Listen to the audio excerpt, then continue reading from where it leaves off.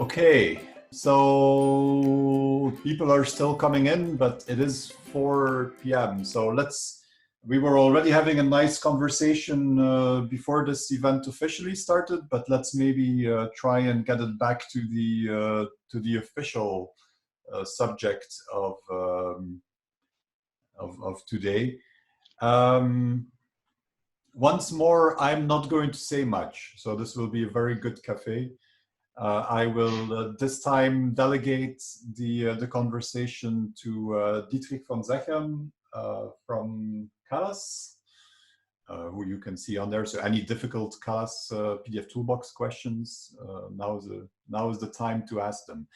What we will talk about is not so much pdfToolbox specifically, although we will talk about that, but the topic is PDF and the internals of PDF and what you find if you would open a PDF in a text editor, I guess, and look at it. But there are better ways than a text editor to do that, so you'll see those as well.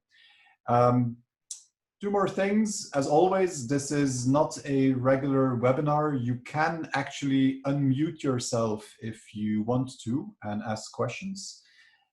If you don't want to do that, there is also a chat window where you can type stuff, and I'll keep an eye on that and ask questions for you. I can do multiple languages, but limit yourself to the ones I know, please, which are roughly Dutch, French, English, and German. Anything else, you will have to find another translator. So, Dietrich, I'm going to hand it over to you. They are all yours. Thanks. Yes, hi everybody. I'm Dietrich von Seggern in Callas Software. I think you know me. Yes, I'm in the office here, so maybe this is the Callas office, not my home. Yeah, but I've decided to come here.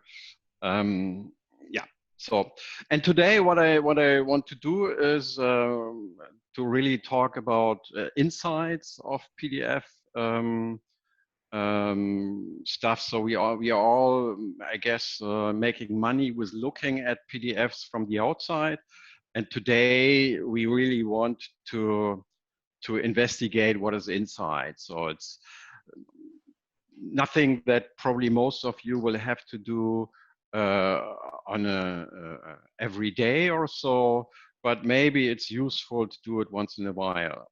And I have prepared some slides for this exercise. Yeah, so, and the title was here, dive into the, I think, wonderful world of PDF. And what we need for this is, of course, the PDF file in order to do that. The second thing that we need is a low-level PDF Explorer.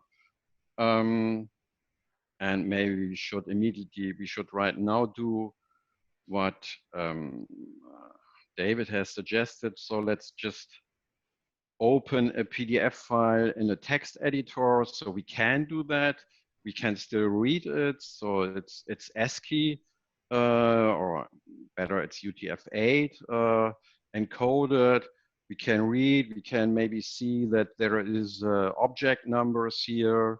There is 18.0 object, 5.0 object. So there appear to be some objects, but other than that, it doesn't help us a lot. Here we have some metadata, and today I want to show you how you can, what better tools you actually have in order to analyze a PDF file, what information you can take from there when it maybe is useful to do these, to use these tools, and yeah, what are approaches to do some investigation on PDF files. And definitely, I would be glad if you just speak up if there is anything unclear. It's kind of foundational research here, so it will not be possible to, I don't know, answer an email aside to somebody and then get back into the topic. So everything follows each other. So you should decide whether you want to follow or whether you don't want to follow. And if you want to follow, you should stay with me for, I guess, 30 minutes or so. Anyway, and most importantly, ask if there are questions when I maybe am not clear enough. But let's go back. So we need a low-level Explorer tool. So a simple text editor maybe is not sufficient, as you've just seen. And we will use the Explore PDF feature in pdfToolbox. And what you also will need is a PDF specification. So we need something where we can see what certain keywords or so mean in a PDF file. And then you can either use the latest version, ISO 32000-2. You probably know that PDF by now is an ISO standard, which is, it comes with a price, as you can see here. So ISO makes its money by selling standards. There is a free version that you can still download in the internet, which is PDF 1.7 from Adobe. And that is corresponds to ISO 32000-1, the older version of the standard. And there, quite frankly, it hasn't changed so much. So you can definitely still use this old free version. Only for very new features, you would have to use a newer one. Okay? And this is what I want to do. I want to first walk you through internal PDF structure. And then if time permits only, we will dive deeper also into another, sometimes difficult topic, which is overprint in PDF. And I will explain that because it's also closely related to the internal PDF structure. And I'm sure we won't be able to cover the third topic, at least not today, in this 4-piece Café, which would be about text and font. Okay. So moving on. Now let's really look into what the PDF structure is, the internal PDF structure. And a few words first here. So what the structure is, we have seen the object numbers in the text editor and how PDF internally works. As we have seen, it has a number of objects, and then one object may reference another object by means of a pointer. So it may just say, okay, this information here you will find in that other object. So objects point to other objects, and then a PDF processor, an application would find these objects. So one object 1 references object 2, and then of course a viewer would have to find the object 2. There, for that reason, you have a cross-reference table at the end of a PDF file. So at the end of the data in a PDF file, you have a cross-reference table, and that cross-reference table would give you the byte offsets from the end of the PDF file to all of the objects in the PDF file. And then the viewer a processor would see, okay, now I need object number 2. It would go to the cross-reference table, would find the byte offset, would go to there, and would then use that other object. So this is all, I mean, you need to know that in order to understand the whole concept, but usually when you analyze a PDF file, you would never really look into the cross-reference table. Anyway, we will see that there are some data structures in a PDF file, sorry. So, and these basic data structures are most importantly here dictionaries. Dictionaries are key value pairs where keys have a certain meaning in context and then a value for the key. And then you have arrays, which are just numbers of objects, for instance, a page array, or streams.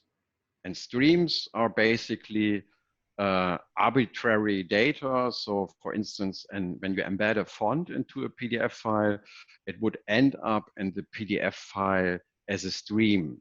A stream, and that means a stream is really doesn't have to follow any PDF syntax. The font file itself would remain its font structure, which is not the PDF structure. It is just a stream. So, and the same concept is used for embedding files. So you can embed, for instance, our Zugwort XML invoice into a PDF file, and then the XML would end up as a stream in a PDF file. So this is really very theoretic, obviously. Let's be a little more practical here. And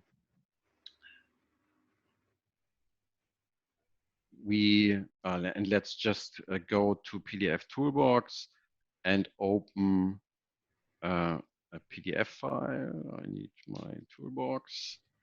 I open a PDF file. And that is very simple. As you can see, it's just 3 rectangles here with some transparency. And then I can go to Tools, Explore PDF or Command 8. And that will open the PDF Explorer.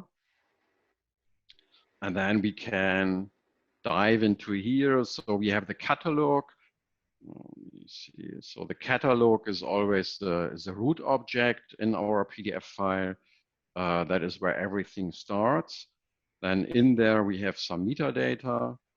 So that is the XMP metadata. Here we have a language entry. We see that the language entry is a string, and the PDF Explorer, a string, is indicated by these parentheses. And these brackets here is an indication for a dictionary. So we have the metadata dictionary, we have the pages dictionary, and then in the pages dictionary, we have an indication that there's only one page here. And this dictionary is of type pages. And then it has an array. And in that array, in this file, because it only has one page, we have only one entry, which again is a dictionary. And that is the actual page. And on the page, we have the page geometry boxes here. Most importantly, we have a trim box, a media box, a crop box, a bleed box, and the art box. So all of them are present in here. They don't have to, but they are. And then we can open this array again for the bleed box, which consists of 4 numbers. And these 4 numbers indicate the size of the bleed box, which probably is the same as the trim box here. And probably, again, yes, all the boxes have the same size. So that is, yeah, that is just the structure, maybe boring so far. And then where the actual music is and the contents here, that is the description of the page. And this is because it's only part of the PDF syntax is yet another stream, but a very specific stream. It is a content stream. Dietrich, I will interrupt you for a second. I'm sorry. Can you move this window a little bit? Because apparently there is, now it's back. Thank you. There was some lag on the window, so we couldn't see your part of that Explorer window. So maybe I shouldn't zoom in? That might be the problem, yes. So the tool is called Zoom, but it doesn't support zooming, right? Zoom. No, it's like. So it's at least it's easy to remember. So I hope it's not. So you can zoom, I think, in your viewer. So yes. I won't do that. So you will have to. I just learned that in the recent VIP events, so that I have to zoom. No, I try to avoid it. But anyway, now we can all see, hopefully, the content stream. Yes. We see one rectangle here and so forth. So maybe I want now to go back. So what we have used is one view in the PDF Explorer here, which is a document structure view. and I have shown you all of this. Let's move on maybe. Yes, pages. Most importantly, of course, the PDF file has usually pages, at least one. We've already seen the catalog, the root object, and then the catalog always has at least one tree. It can have several trees, but one tree. This one tree has all the pages. And therefore, it's called page tree. And then each page has the content stream. And what I didn't mention so far, the content stream has also descriptions. So as we've seen, it has the coordinates of a rectangle and so forth, but it usually also has additional resources that are needed for rendering. So maybe we should, so I've just briefly introduced the tool here. This is the document structure view, and we have indicators at the top of it. So now we've used the document structure. Then if we go to logical structure, we are just one level below. So here it would immediately list all the pages. So it directly goes into the pages, and I wouldn't have to look into the arrays. So maybe I just open a PDF file with more pages in it. So here, as you can see at the bottom, it's 1,510 pages. And then I need to open another Explorer window. And then if I would go here to the pages, kits, so I have to drill down into here in order to really get to my pages, because there are so many. It's just arrays referencing each other, and now I'm at the first page. So this is cumbersome. So it's much easier to use this logical view where I immediately see all the pages and I can open them from here. Okay. And of course, we will go deeper into what we find here, but that is the other view. And again, then I have here my content stream, which the descriptions of the page. So here I have another rectangle. Here a color is set, and so forth. Let's see. Yeah. Then, so I first want to make you familiar with this tool before we actually use it a little more. Yeah, this here looks maybe easier to understand, as you see. So here is some description. So for instance, array was used for rectangle, and here there is some explanation. Append rectangle to path. And that you can switch this on by using this icons here at the top. And we call that content stream views. And let's do that. Maybe use the other PDF file again, which was simpler. We go to the page view here. We go to the content stream. And now we are in this more condensed view. And when I then hit on this button here with the colorful puzzle things, I can see an explanation of the commands. So the CS command sets the color space. The SCN command sets the color for non-strobing, and then comes some graphic state parameters. And I will explain what that is. And then we have the rectangle here. We can open that, and then we can see the coordinates of the rectangle. So very much the same information as here, but where we here need to understand and know what RE actually means, we here have an explanation for it.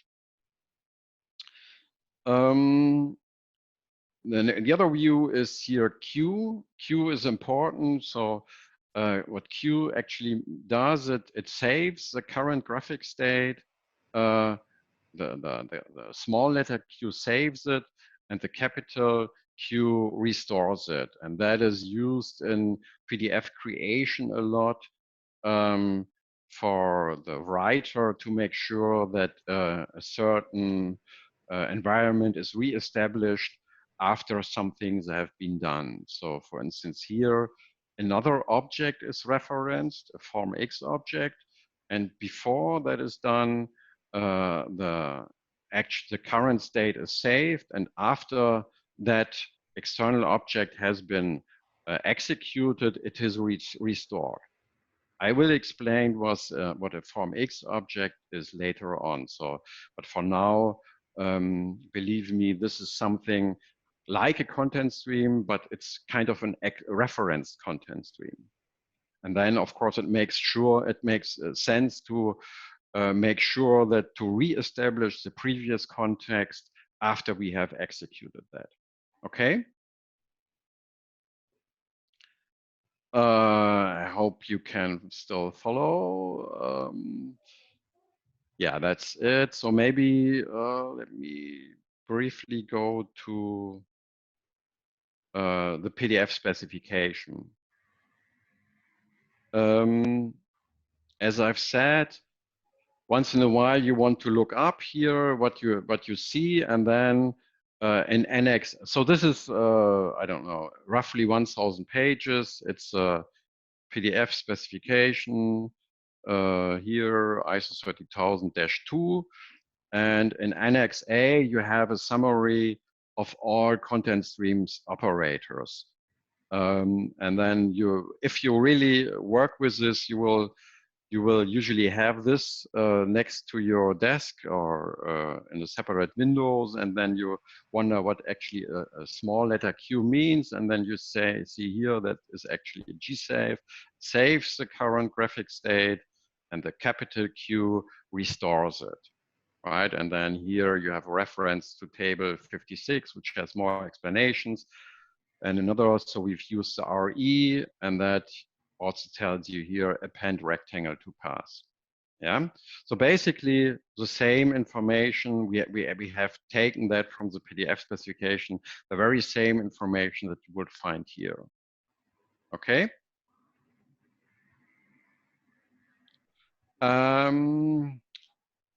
Yeah. So, and then this is the QQ view. Here is the BT, which is text view. So maybe we should use that briefly just to complete that. Go to explore PDF. Now I'm again, because the other one didn't use text, this one does. And then we can go to the logical view.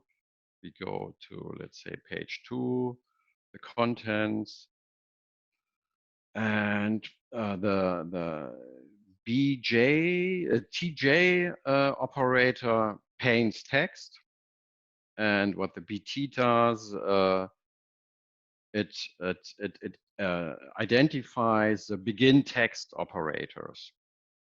So the begin text operators are important here. This is all other stuff.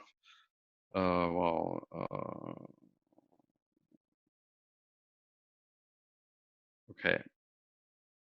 Let's stick with the first one that we found. So here's a begin text and an end text, and in the BT, I have my text. So here is vernissage, and then this is one thing we can already see.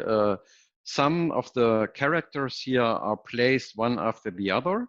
So the E is placed after the V, so it would use the information about the width of the V and so forth. And then the SA, the S is absolutely positioned at position 10 and so forth. So what PDF can do, it aligns one character after the other, and then it can also use absolute values for absolute positioning. Does it make sense, all of that so far? That okay, okay. Then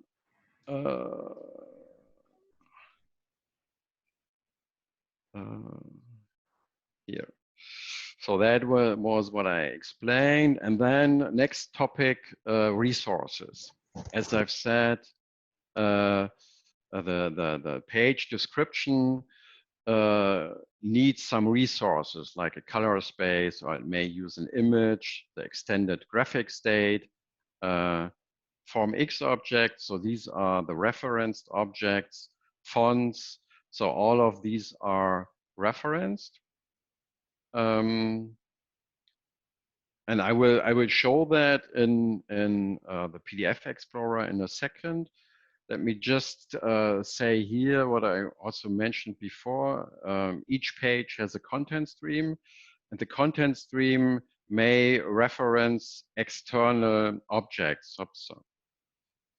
And these are called form-X objects. And that is useful, for instance, if you have a piece of text or an image that is used on several pages, instead of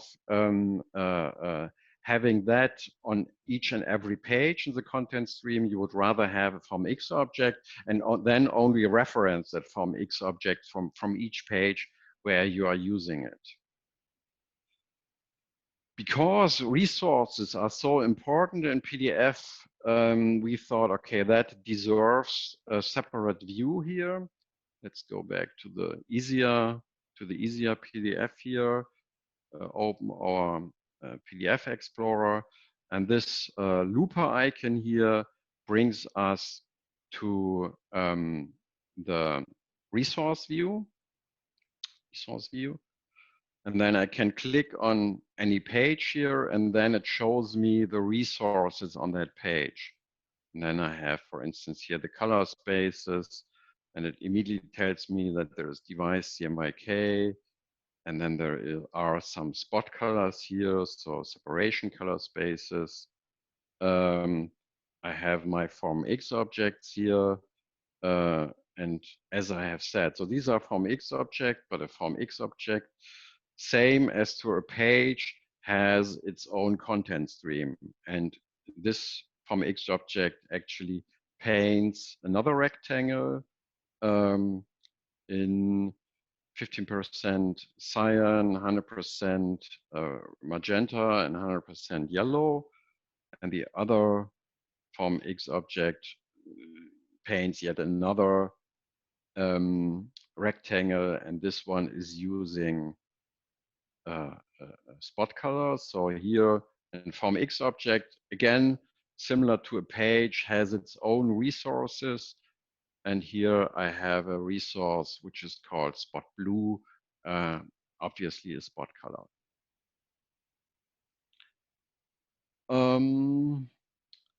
Yeah, one thing is important in this context for what I plan to do next is that is the extended graphic state. So the extended graphic state is kind of it's a dictionary that has information about how painting takes place from the content space. So for instance, from the content stream. So here, for instance, it specifies whether overprinting is used. In this case, it's not. So OP is set to false. Whether OPM, the overprint mode, is used or not. In this case, it is. So it is one, whether we have a soft mask here, whether we have transparency, so the blend mode. So these are all parameters that specify how a rendering of our objects that are defined in the content stream take place. And again, so at least I can't remember all of these keywords here. So what you would do is in the PDF specification, you would go to the section where you find that, and these are all graphic state parameters. So, and here you see the OP is a flag specifying whether to apply overprint or not. So here you will find explanations to all the keywords.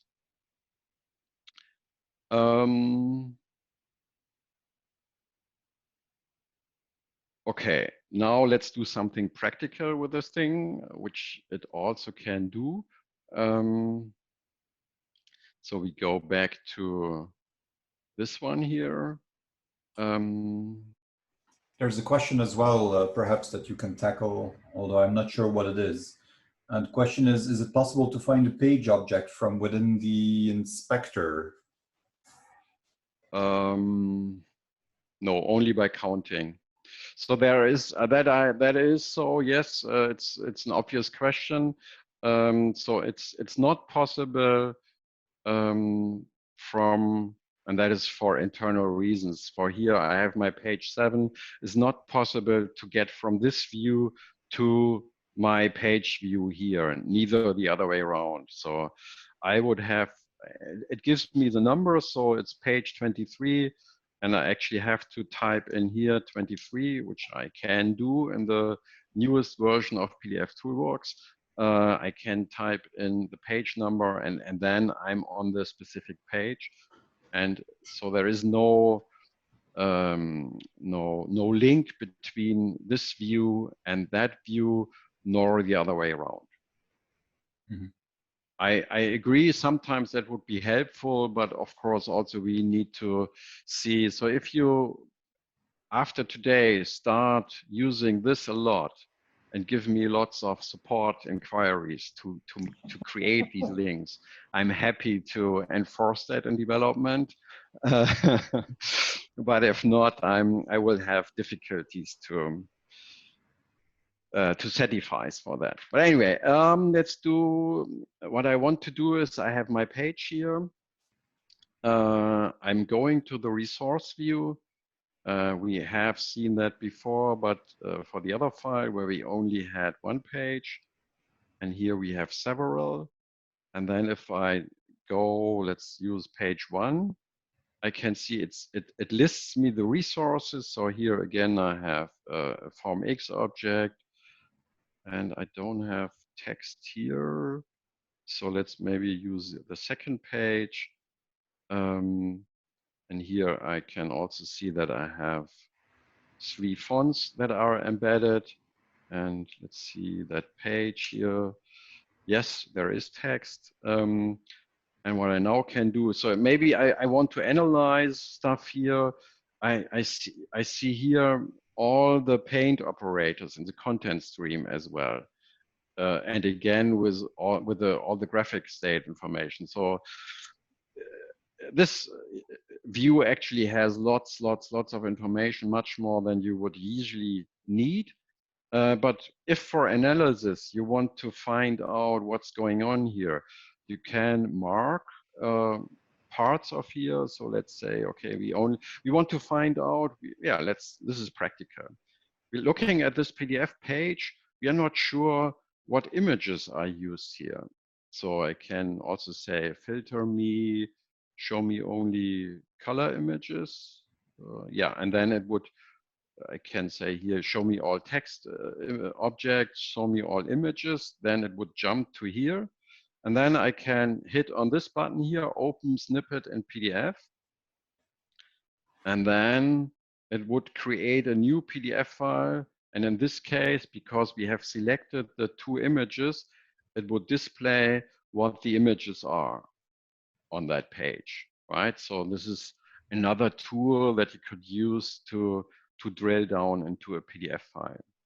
And that is basically, I mean, I started my career in pre-press, and that's a long time ago, and now I went to PDF technology, but this is where you would usually use this. So you're not for creating PDF workflows, but if you have the one PDF file that doesn't work according to what you would expect it to do, and then you want to drill down and find more about that PDF file, and that is where this tool comes into play.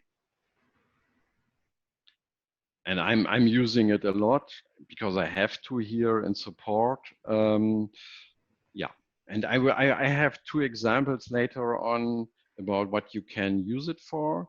So now we are here back to the slides. We've seen how we can extract stuff from a PDF file using this tool. Yeah, and this is, I don't know. Basically, I really have by now covered the groundwork, the foundations, so everything basically that I really wanted to explain about the PDF structure. Now comes some additional information just to complete the picture.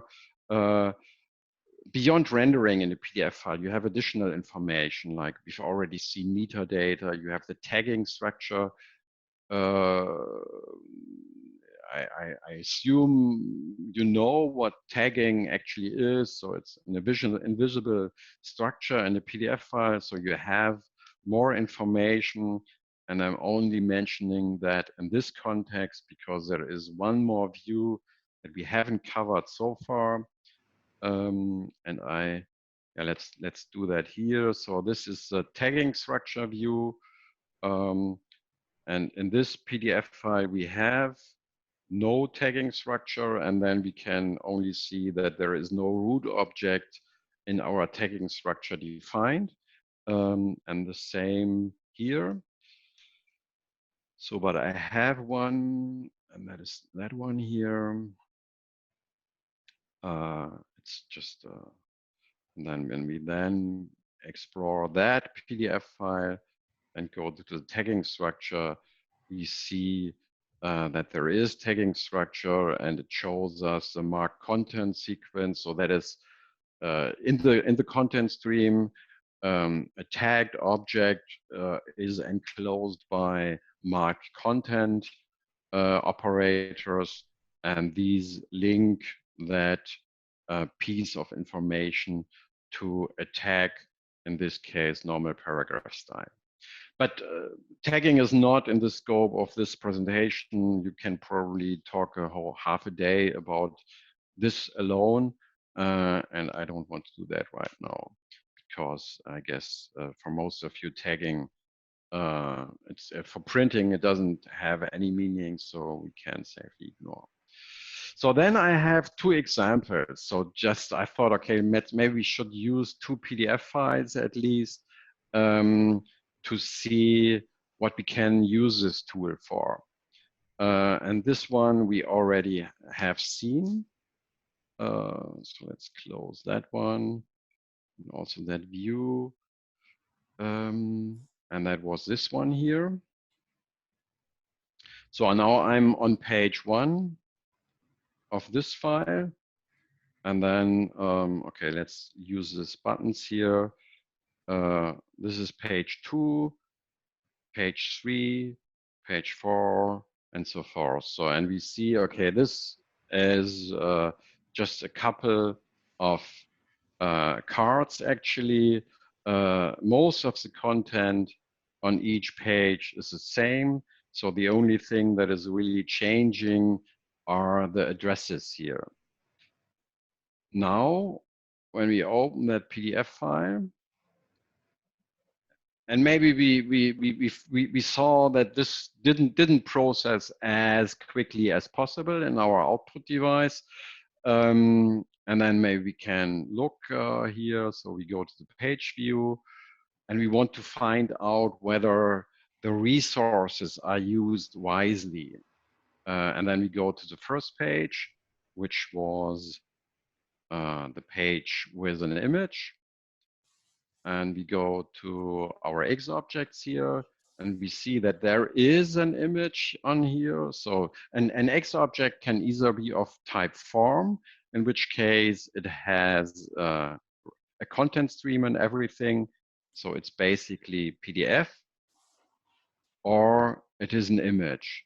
And then it's somewhat different. So then it has an image stream. That was a mistake. It takes some time. Yeah, so it was open and I closed it again. It's just binary information in here. But important here is this image object reference from the content stream points to object 5701.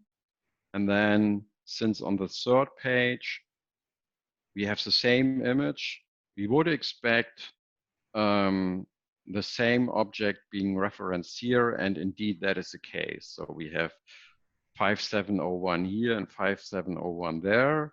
This is not always the case. So I have seen otherwise, but, and then maybe go to page 1181 just to make sure that this is the case throughout the PDF file. And yes, indeed it is. So that is looking good. Now let's have a look at the content stream of the second page. So we close the first one and the third one. On the second page, we go into the content stream, and we see here, let's maybe use this one, the text view. We see that the actual text here, let's use vernissage, which is written here, is in the content stream. And that means you will find that on every page. So unnecessarily, it would have been smarter for the PDF creation device to put everything that is the same on each page into an X object and only reference that X object. However, that has not happened here. So all the text is written down here in the content stream of the second page. And then if I go into the fourth page, so content stream have to be specific. So I can't use the same content stream on 2 pages. And also we have 2 different object numbers here. So we have object number 2 on the second page and object number 6 on the fourth page. And then we have the very same text here again. And then obviously a RIP that has to output that would have to process it again. So a RIP is not able to identify or to find out that these objects are the same. And therefore, in PDF VT, for printing such objects, it is defined that such text or such page content that is reused should be written in an X object, which is not the case here. Okay, can you follow? So is there a way to fix that now, or is it just a lost case? It's I'm not aware of a fix.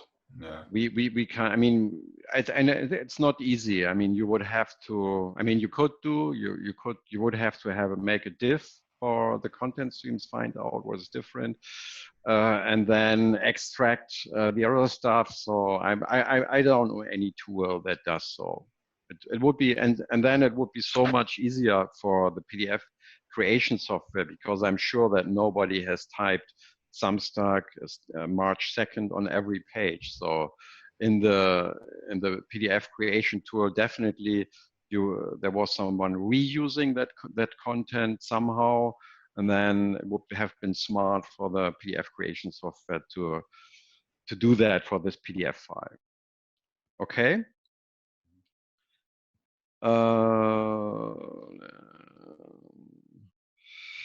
And that is another file here. Let's just dig into that. That was, again, it was a 100 something PDF file, and I have only extracted 1 page of it. And now let's use the PDF Explorer one more time. Go to pages, kids.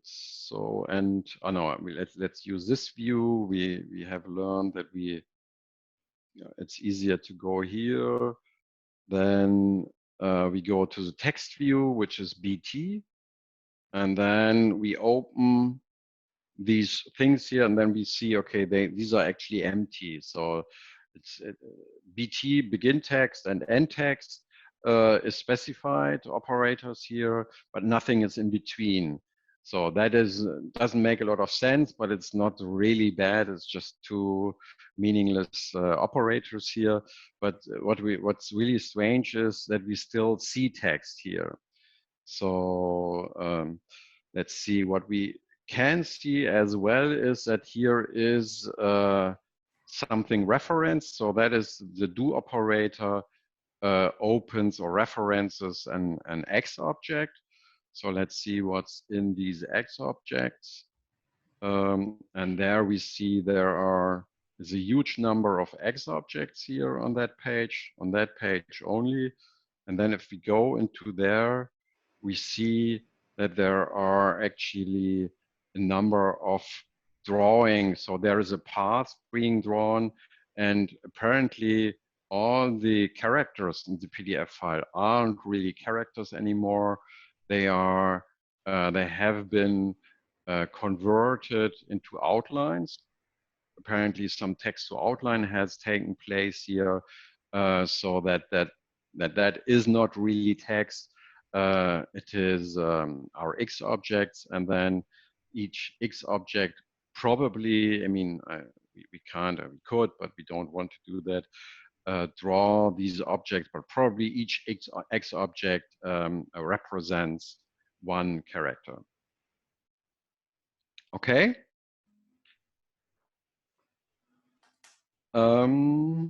Good reason not to use font outlining. Yeah, yeah. In this case, actually, it came into support because when you analyze the whole thing, that also for the pre-flight engine is much more work. It just needs to save much more information. Yeah, usually you shouldn't.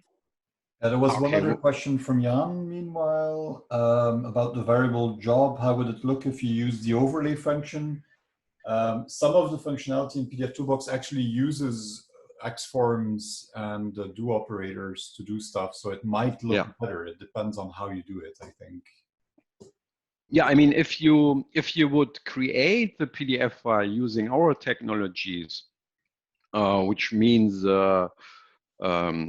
probably you would use pdfChip, then you would create a PDF file that is much better. So then you would place objects on the pages, and then when you place one object, it would create an X object and reference that one X object whenever needed. And there are certain cases where you can optimize a little bit. I've seen a customer years ago who printed postcards as well, where the images were individual objects as well. So the file was even worse. Each time they used the same image, but it was repetition. And that can be optimized by using save as with an optimized save.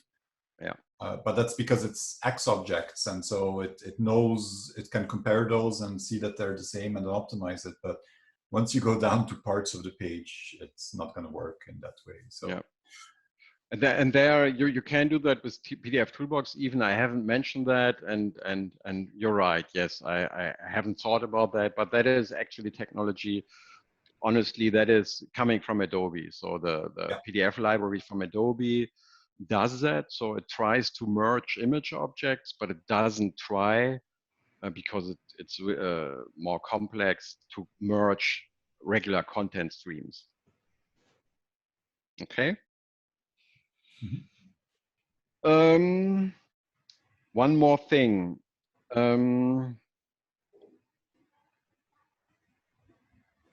Yeah. This is more practical. I want to go back to the first thing that we have seen. So we had a look in a text editor on this color swatches file that we have now used also with our inspector, with our PDF Explorer. And we see here that, yeah, maybe here, these are graphic state stuff. So we maybe after we have learned about that, we see, okay, here, this maybe looks familiar. We have OP command here, another OP, which is set to false, but we can't see, for instance, the content stream with the commands, with the operators that paint the PDF file. And once in a while, you want to see that. And then you can do that. You have to open the PDF file in Toolbox again. You again go to the Explore PDF view. And we have one more icon here that I haven't mentioned, and that saves the PDF file uncompressed. So what it does, it opens the very same PDF file one more time here. So it's absolutely looking the same. But now I can save that. And I'm saving it in the same folder here. And now I've saved that one. Yes. And now if I open that in my text explorer, it has saved everything uncompressed. And here is my content stream, which is rather short, but now it's easier for me to analyze. And what I can now even do is I could edit if I want. So I could, what I can see here, the CA means constant alpha. So when it's uncompressed, that not only means I have access to all the data here, it also means it's easier for a pure text editor to save it so that it can be reopened. So what I could do is, just out of fun, I could remove all the transparency here just by, and I have to keep the length of the entry. So these are 6 digits after the point. So what I have to do is, because of the byte offsets. So what I have to do, I have to use one with. It's 5. It's 5? That is 5. Thanks a lot. So, and then let's just do that because it's fun. So here, and there is another time transparency. Oops. So, and now I'm saving it. I go back, now I'm opening it in Acrobat, and then I see, okay, all my transparency is gone away. I agree, there are smarter ways to edit a PDF file, but you can do that when it's being uncompressed. And one more thing, maybe now we want to use, instead of transparency, we want to use overprint. So let's switch this overprint, and the capital OP is for stroking. The small letter OP is for filling. And since we only have filled objects, we have to replace the false here with true. Because the true only has 4 letters and the false has 5, we just enter a blank here. And then we do that here again, true, and one more time, true. I'm saving it, and then I'm opening it, and then maybe I need to make sure that Acrobat has reopened it. And then what you need to know is overprint is only displayed in Acrobat when you open the output preview. And then if you do so, you see, okay, overprinting really works different from transparency. So the appearance is different, but still we have now created overprinting in our PDF file.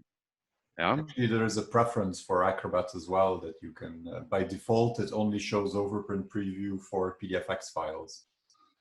Okay, and where is it? Yeah, in the preferences. I think page display. It makes sense. Yeah, use overprint. They should set it to always, but then it's Adobe and they don't always care about graphic cards. So yeah, okay, good, very good. Now there was one additional question on this on the page content. Can pdfToolbox calculate a complexity value from the page content? Like detect something that would take very long to process or rip or something like that. Yeah, it can. So actually, there are various ways to do that. So the most obvious one would be so usually when it takes long, it's not images. It's usually a vector drawing, and then if a PDF file is automatically created, you can have a zillion of vector objects, and that is what takes a long time. You could use a check that counts objects, but when you come into regions, dimensions where this really matters, then you have to count a lot, which by itself would take a long time. So if you say my pre RIP processing doesn't matter so much, then you can definitely do that just by counting objects. So there's a check in pdfToolbox that you combine with other checks, and that allows you to specify whether you want, instead of just creating hits for objects, creating a hit if the number of objects exceeds your threshold. But again, it may in itself take time. What we have introduced in pdfToolbox 11, therefore, is that you can measure the size of the content stream, and that you can do in quick check. So there is, the quick check feature that is here in the process plan. I won't show that in detail, but here I have quick check.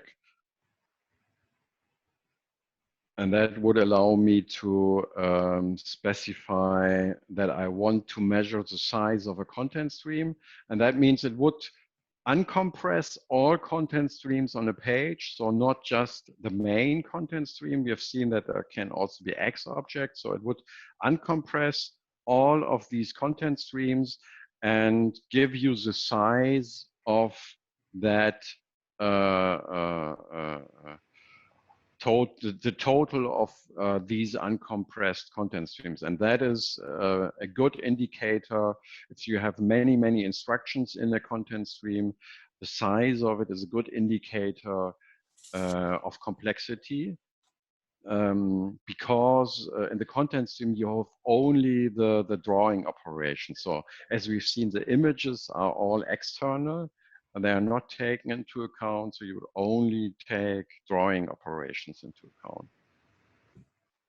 Again, it's just an indicator, but I think it's the quickest way to find out whether a page might have complexity and might slow down output.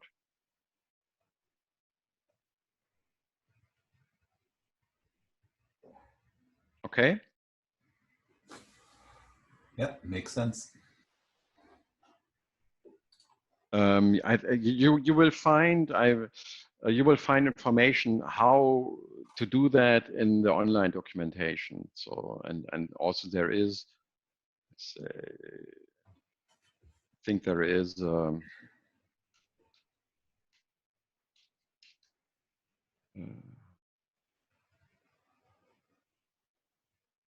Yeah, there is a process plan, a predefined one in the prepress library, where here we are using a quick check that measures the content stream size. And then it takes some action. So when the content stream size exceeds a limit, it will convert that page into an image. But if you want to do that and you want to dig deeper, this would be a good starting point for further work on it. So whether, let's say, so when I executed it, first asked me what my limit is, and then let's say we go for 2, probably even that is too much for this simple file. So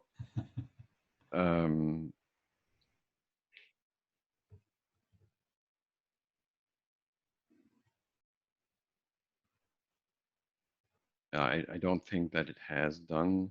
It says it has the convert pages step. Sure. Okay.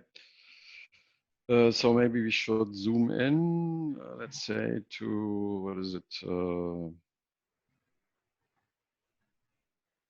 No, I'm not sure. But okay, what we can do obviously is use the inspector. No, I think we still have our vector objects here. Oh, okay.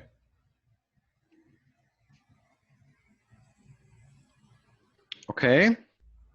Yeah, so if you want to read the documentation, it's the same as always, help.callassoftware.com.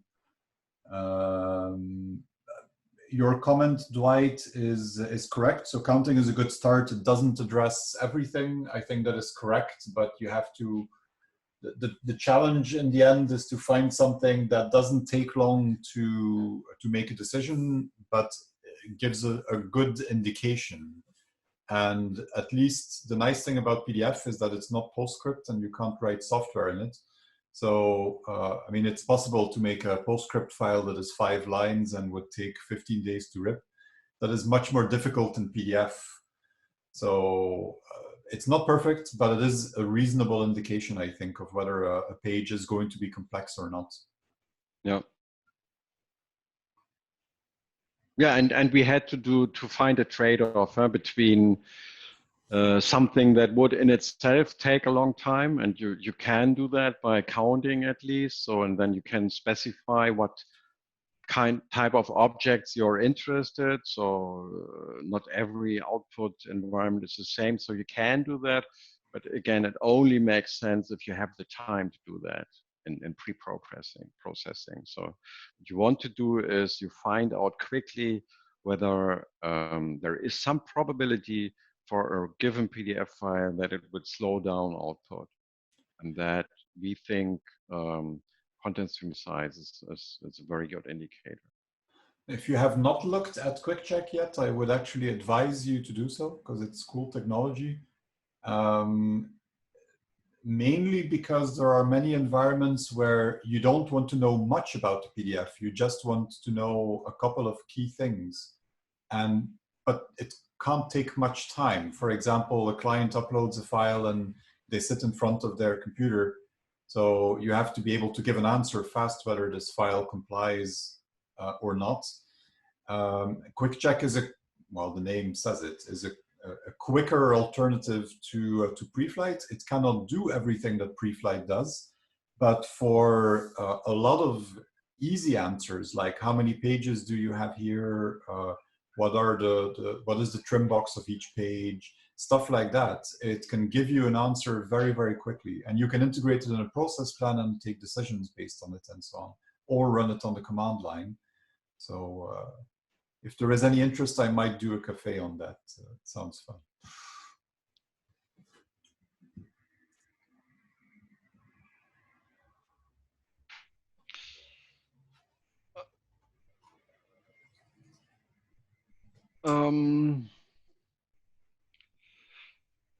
So I guess we are more or less at the end of the show, right? I think so. I think explaining overprint after all of this is probably a bit of a stretch, let alone fonts. Yeah. So if anyone still has questions for Dietrich, then now would be a really good time. And again, you can unmute yourself. So if you want to speak up, that's easier than me having to read your question and understand it.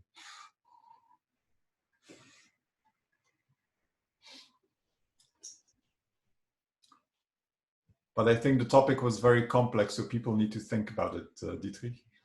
Yes.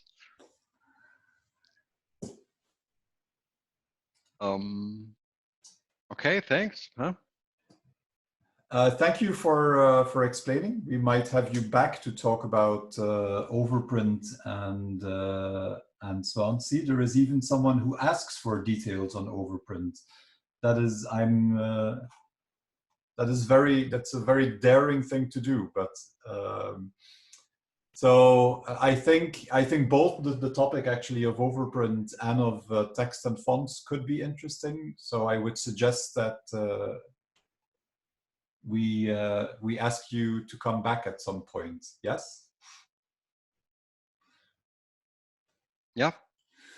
Christoph, is it more fonts or more overprint? Or both? Both. Okay, got it. Yeah, let us know. I mean, at least we could see. I again will. I think 2 topics are too much for just one cafe. 2 of these at least. So yes. Yeah, it was fun. Thanks. Thank you very much. Thank you all for joining. The next cafe is planned for next week, Tuesday. So back to Tuesday. That will stop me from being wrong and thinking it was a day early. So next week, Tuesday, and I'm going to do that one, and I'm going to talk about using pdfToolbox inside of Switch. And all the stuff you can do with the configurators for Toolbox inside of Switch. So if there is something in that area that you want to see, let me know. If not, it will be in, so the plan is to do an introduction and a bit of an overview, but if you have any specific topics that go a little bit further, then don't hesitate and let me know either by email or post something in the cafe. Thank you all. Have a great day and see you next time. Bye-bye. Thank you. Bye-bye.